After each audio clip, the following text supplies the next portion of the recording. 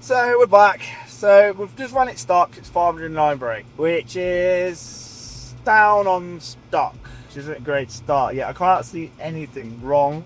So next up we've got to do is I'm going to, well, I've created a bass tune. I've done a couple of runs on this already. So I've created a bit of a tune to kind of open it up a little bit. Being a supercharger, you're kind of limited because you can only allow the boost. You can't do much with the boost apart from closing open the DB and things like that too. There's like a throttle plate, so it shouldn't be too hard to build up. So what I've pretty much done, if I just open this up, is just torque booked it. So I've changed the torque limits and the clutch torque limits from 760.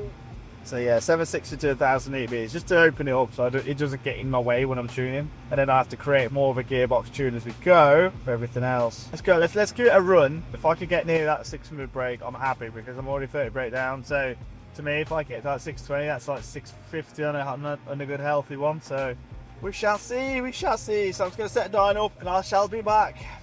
Here we go. So we're at 507 brake stock, which is already a few brake down from what we should be at. It should be about 530, 540 brake. Stage 1 tune on it is about 570.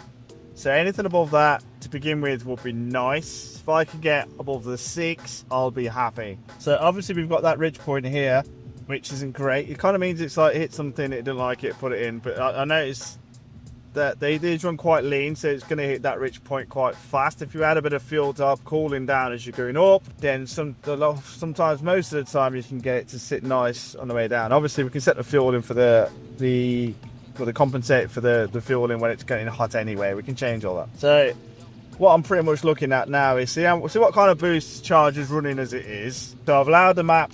In the map, I've allowed all that to happen, so it can do what it wants in terms of torque. The box isn't going to stop it, and then engine tune wise, everything's there to allow it to do whatever it wants to do without cutting in and saying no and shutting the throttle and then causing me a load of headache. So run it now up as long as I'm above 6, I'm happy. So timing, of course, is stock at this point. I'm not going to add any timing, just to get an understanding of what it's going to make just off the charger alone before we start looking at timing and things like that. But I think the main thing is going to be building out that gearbox tune to allow me to rev more than where we are. So stock rev limit in the box is just above 6. It's about 6.5, which isn't much good for a charger. Like we want about at least 7.5. So to find out, let's give it a run.